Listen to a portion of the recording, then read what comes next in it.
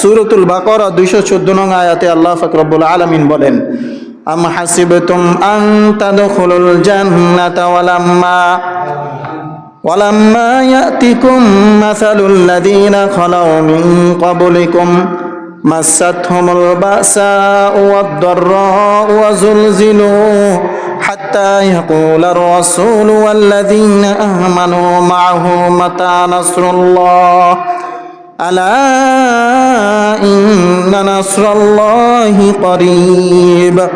আল্লাহ পাক রব্বুল আলামিন এই আয়াতের মধ্যে বলেন, আম হাসিবতুম আন তাদখুলুল জান্নাতা, তোমরা মনে করছো কি, ওই মিয়ারা তোমরা কি মনে করছো? আল্লাহ পাক রব্বুল আলামিন বলেন, আম হাসিবতুম, তোমরা কি ধারণা করছো, কি মনে করছো, আন তাদখুলুল জান্নাতা, জান্নাতের মধ্যে এমনিতে প্রবেশ করিবা।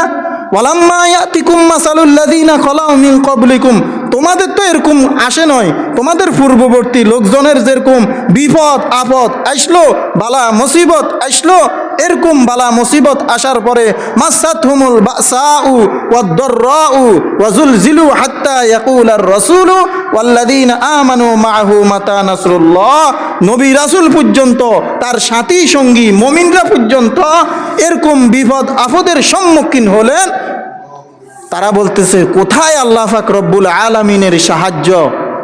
ওয়াল্লাযীনা আমানু মা'আহু মাতা নাসরুল্লাহ, তারা সকলে নবী রাসূল সুদ্ধা বলে ফেললো, সাথী সঙ্গীরা সাহাবায়ে আজমাইন পর্যন্ত বলে ফেললো, আলা ইন্না নাসরাল্লাহি করিব ওয়াল্লাযীনা আমানু মা'আহু মাতা নাসরুল্লাহ, কোথায় আল্লাহ পাক রব্বুল আলামিনের সাহায্য?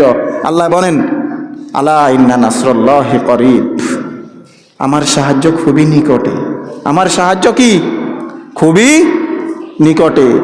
এরকম কোনো বিপদ আমাদের উপর আসে নাই। আল্লাহ পাক রব্বুল আলামিন নিজে বলতেছেন যে এরকম বালা মুসিবত তোমাদের আসে নাই, তোমাদের নবী রাসূলদের এসেছিল, তোমাদের পূর্ববর্তী লোকজনের উপর এসেছিল, সাহাবায়ে আজমাইন, তাবেঈন, অন্য নবী রাসূলদের উপর যে বিপদ আপদ আসলো, তোমাদের এরকম এখনো কি আসে নাই?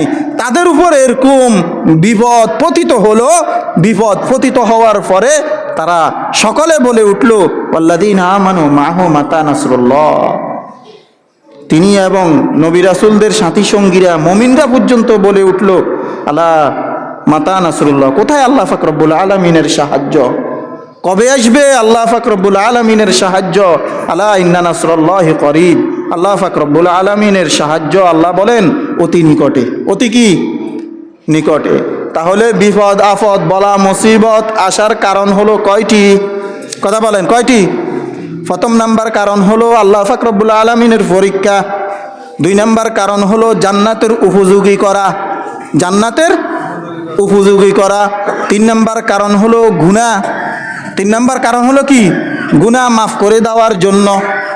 তাহলে 2টার কারণ আয়াত, আরেকটি কারণ বাকি রয়েছে কালামে হাকিমের মধ্যে। সে আল্লাহ পাক রব্বুল আলামিন বলেন, যহরাল ফাসাদু ফিল বাররি ওয়াল বাহরি বিমা কাসাবাত আইদিন নাস। আল্লাহ বলেন জলে এবং স্থলে যাহা বিপদ আপদ ঘটে, যাহা বিপদ আপদ আসে, সব তোমাদের হাতের কামাই, সব তোমাদের কি হাতের কামাই।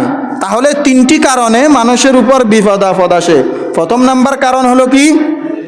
সবক মুখস্থ করিলেন। প্রথম নাম্বার কারণ হলো পরীক্ষা। প্রথম নাম্বার কারণ কি? পরীক্ষা। 2 নাম্বার কারণ হলো জান্নাতের উপযোগী করা। 3 নাম্বার কারণ হলো কি? কথা বলেন। 3 নাম্বার কারণ হলো কি? গুনাহ। আল্লাহ পাক রব্বুল আলামিন বান্দাকে মাফ করে দেওয়ার জন্য ওই আমি আর আপনি ইচ্ছা অনিচ্ছায় যে গুনাহ করতেছি, গুনার বদৌলতে আল্লাহ পাক রব্বুল আলামিন আমাদের গুনাহগুলাকে মাফ করে দেওয়ার জন্য আল্লাহ পাক রব্বুল আলামিন আমাদেরকে বিপদ আপদ দিয়ে থাকেন।